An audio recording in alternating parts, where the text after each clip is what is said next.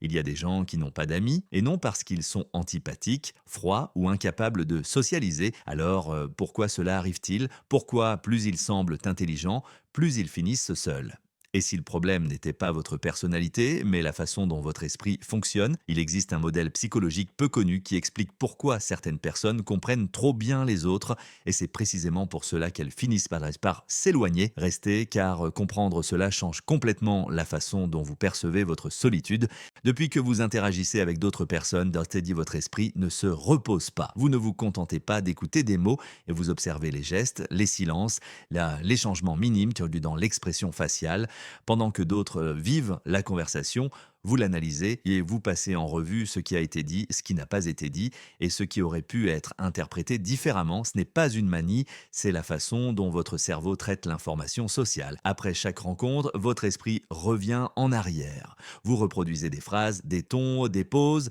Vous vous demandez si une réponse était trop courte, si un regard a duré plus longtemps que la normale, si un commentaire a changé l'ambiance. Ce modèle est connu sous le nom de surveillance sociale hyperactive, une attention constante aux signaux sociaux dans le but d'anticiper les erreurs et d'éviter le rejet. L'intention est de vous protéger. À un moment donné, vous avez appris qu'une petite erreur sociale pouvait avoir de grandes conséquences. Vous avez donc développé une vigilance permanente. Vous analysez avant de parler, corrigez pendant que vous parlez et révisez après avoir parlé. Le problème est que ce processus consomme de l'énergie mentale et réduit la spontanéité, alors que d'autres se connectent par la présence et le naturel. Vous vous connectez par le contrôle, et le contrôle, bien qu'il apporte de la sécurité, affaiblit la proximité. Les réponses calculées, les pauses mesurées et l'autocorrection constante créent une barrière invisible. Vous ne dites rien d'incorrect, mais vous ne vous montrez pas non plus entièrement. De l'extérieur, cette attitude est perçue, les gens sentent que quelque chose est évalué, ils ne savent pas quoi, mais ils l'intuitionnent. La conversation perd de sa fluidité, la relation devient plus formelle, plus distante, non pas parce que vous êtes froid, mais parce que votre attention est divisée entre être présent et tout surveiller. Une paradoxe centrale apparaît ici. Plus votre analyse sociale est intelligente, moins vous laissez de place aux liens spontanés. La connexion humaine a besoin d'imperfections, de moments non calculés, de petites erreurs qui génèrent de la proximité, mais quand tout passe par le filtre de la pensée, cette imperfection disparaît. L'intelligence qui vous permet de comprendre les autres peut aussi vous isoler d'eux, non pas parce que vous ne savez pas comment vous lier, mais parce que votre esprit transforme chaque interaction en un examen silencieux. Et quand la présence est remplacée par l'analyse, la connexion commence à s'affaiblir sans que personne ne sache exactement pourquoi. Avec le temps, vous développez une sensibilité particulière envers l'artificiel. Il ne s'agit pas de méfiance, mais de perception. Vous reconnaissez quand un rire est automatique, quand l'enthousiasme est exagéré pour s'intégrer, quand une promesse est faite sans réelle intention d'être tenue. Alors que d'autres acceptent ces signaux comme faisant partie normale de la vie en société, pour vous, ils sont impossibles à ignorer. Cette capacité a un effet immédiat. Faire semblant devient épuisant. Participer à des conversations que vous savez non sincères génère un profond malaise. Le petit théâtre social, sourire par politesse, montrer de l'intérêt par engagement, valider des opinions que vous ne partagez pas, on commence à se ressentir comme une trahison de votre propre cohérence interne. Ce n'est pas de l'orgueil, c'est une allergie au faux. C'est ici qu'apparaît le choc avec la dynamique sociale moderne. De nombreuses relations reposent sur une certaine dose de mise en scène. Non pas parce que les gens sont mauvais, mais parce que l'harmonie du groupe dépend souvent d'adoucir les vérités, d'exagérer les affinités ou de passer outre les contradictions. Vous ne jouez pas à ce jeu, et quand vous ne le faites pas, vous vous démarquez. De l'extérieur, cette posture est interprétée de différentes manières. Certains vous perçoivent comme intense, d'autres comme difficile à cerner. Il y a ceux qui sentent que votre présence élève le niveau de la conversation de manière inconfortable. Non pas parce que vous critiquez, mais parce que vous ne confirmez pas automatiquement ce qu'ils s'attendent à entendre. Ce trait crée également de la distance, car il expose quelque chose que beaucoup préfèrent garder caché, le besoin d'approbation. Quand vous ne retournez pas la validation habituelle, quand vous ne renforcez pas l'image que quelqu'un essaie de projeter, vous générez un sentiment d'insécurité, et face à l'insécurité, la réaction la plus courante est de s'éloigner. Le résultat est silencieux, il n'y a pas de confrontation directe. Vous cessez simplement d'être invité, les conversations se raccourcissent, le contact se dilue, vous restez le même, mais l'environnement devient moins accessible, non pas parce que vous avez changé, mais parce que vous ne participez plus à l'échange implicite qui soutient de nombreuses relations. La paradoxe est claire, plus vous êtes authentique, moins vous êtes compatible avec des liens construits sur l'apparence. Vous n'êtes pas difficile, vous êtes précis. Vous n'êtes pas froid, vous êtes cohérent, mais dans un environnement où le faux lubrifiait la connexion, votre honnêteté finit par vous isoler sans que personne ne le nomme.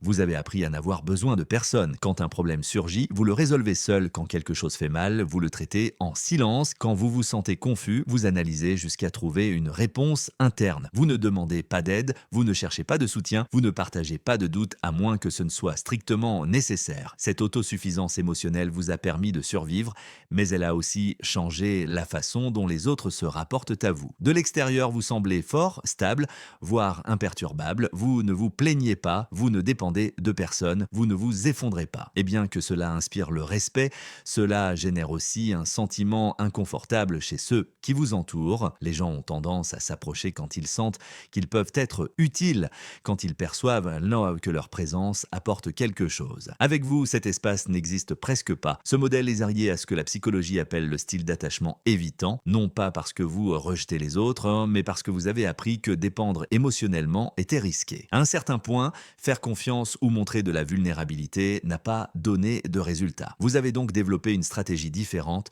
toujours vous soutenir vous-même. Le problème est que les relations ne se construisent pas seulement sur l'admiration, mais sur l'interdépendance. Partager sa fragilité crée de la proximité, demander du soutien génère un lien.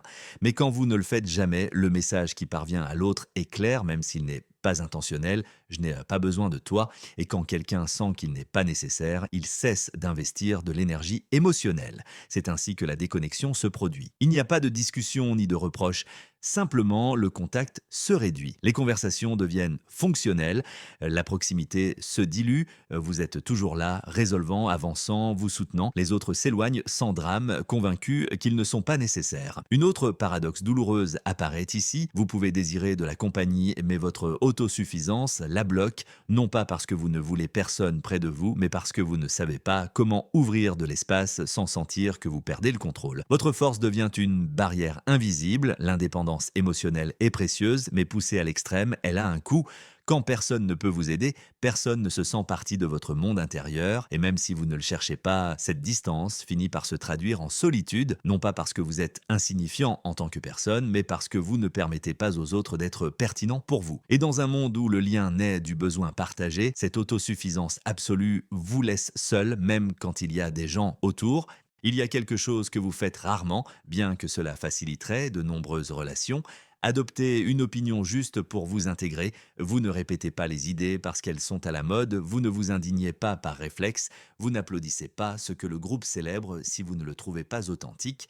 Votre pensée ne cherche pas à appartenir, elle cherche à être cohérente. Et cette différence, bien que subtile, vous place hors du centre. La plupart des liens sociaux sont construits sur l'imitation. Partager des goûts, répéter des phrases, s'accorder sur des jugements rapides, crée un sentiment immédiat d'union. Ce n'est pas de la superficialité, c'est un raccourci humain vers l'appartenance. Mais vous n'empruntez pas ce raccourci, vous analysez avant d'adopter, vous questionnez avant d'accepter, et quand quelque chose n'a pas de sens pour vous, vous ne l'incorporez tout simplement pas. Ce trait est associé à une faible conformité sociale. Vous n'avez pas besoin que d'autres valident votre critère pour vous sentir en sécurité. Cependant, dans des contextes de groupe, cette indépendance introduit des frictions, non pas parce que vous confrontez ouvertement, mais parce que vous ne renforcez pas le récit commun. Votre silence là où d'autres acquiescent, ou votre question là où d'autres célèbrent, altère l'équilibre. De l'extérieur, la réaction est souvent ambiguë, il y a du respect, même de l'admiration, mais aussi de la distance. Votre présence oblige à penser, et penser fatigue quand ce que l'on recherche est une affinité rapide. Pour beaucoup, la proximité naît du fait de se sentir reflété, non questionné, et quand ils ne peuvent pas se voir en vous, ils reculent d'un pas. Avec le temps, vous occupez une place périphérique. Vous n'êtes pas expulsé, mais pas non plus entièrement intégré. Vous êtes présent, mais pas dedans. On vous consulte pour la clarté, pas pour la compagnie. On vous écoute, mais on ne vous inclut pas. L'honnêteté intellectuelle vous gagne en crédibilité, mais vous coûte en intimité. C'est ici qu'apparaît le coût silencieux de penser par soi-même. Maintenir votre critère vous protège de vous diluer dans le groupe, mais réduit les opportunités de connexion basées sur la répétition et le consensus. Ce n'est pas que vous ne valorisez pas les gens, c'est que vous n'êtes pas disposé à sacrifier votre pensée pour les conserver. La paradoxe est claire. Plus vous êtes fidèle à votre esprit, plus vous vous éloignez des dynamiques qui récompensent l'uniformité. Non pas parce que vous êtes supérieur, mais parce parce que vous fonctionnez différemment. Et dans des environnements où l'appartenance se construit en copiant, penser de manière indépendante vous transforme sans intention en un outsider.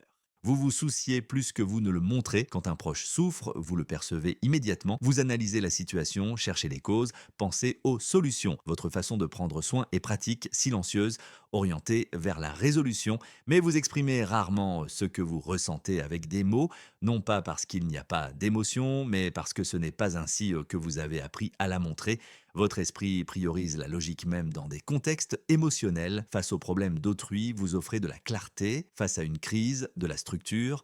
Vous croyez qu'aider, c'est améliorer la situation. Cependant, pour beaucoup de gens, le soutien émotionnel ne commence pas par une solution, mais par une validation. Ils ont besoin de se sentir compris avant de se sentir accompagnés. Et c'est ici que surgit le décalage. Quand quelqu'un partage sa douleur et reçoit une analyse au lieu d'une empathie explicite, il peut interpréter que vous ne vous en souciez pas. Non pas parce que vous êtes froid, mais parce que votre affection ne suit pas le script attendu, là où d'autres attendent des mots. Vous offrez des actions, là où d'autres cherchent du réconfort, vous offrez une direction.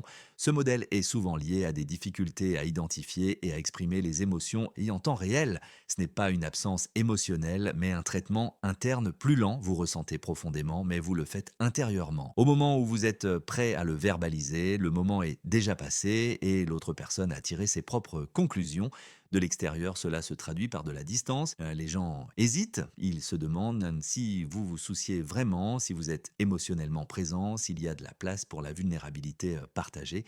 Et face au doute, beaucoup choisissent de se retirer et il n'y a pas de reproche, non, au final, ni de confrontation, et bien juste une déconnexion progressive. Et ce qui est d'ailleurs tragique, c'est que vous continuez à ressentir la même chose, l'affection ne disparaît pas. Mais en n'étant pas visible, elle cesse d'être perçue, et dans les relations humaines, ce qui n'est pas perçu est souvent considéré comme inexistant. Vous n'êtes pas indifférent. Vous exprimez simplement le soin d'une manière que peu de gens savent reconnaître.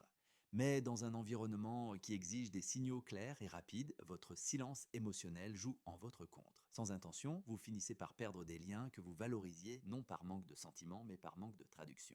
Lorsque ces traits se combinent, la solitude n'apparaît pas comme un événement ponctuel. Il n'y a pas de discussion finale ni de rupture claire. Ce qui se passe est plus silencieux, une somme de petites distances, de malentendus qui ne sont jamais clarifiés, de liens qui se refroidissent en un ordre sans que personne ne sache exactement quand cela a commencé. Non pas parce que vous avez mal agi, mais parce que vous fonctionnez d'une manière qui ne s'adapte pas facilement à la majorité. Voir trop, analyser trop, avoir peu de besoins, penser par soi-même et ressentir en silence a un coût social. Ce n'est pas un défaut de caractère, c'est une conséquence et dans un monde qui priorise la validation rapide, l'imitation et l'expression émotionnelle immédiate, la profondeur est souvent inconfortable. Et ce qui est inconfortable est rarement gardé près de soi. La psychologie est au clair sur un point, vous n'êtes pas brisé, votre esprit ne faillit pas, il opère simplement avec d'autres paramètres. Là où d'autres cherchent à appartenir, vous cherchez la cohérence.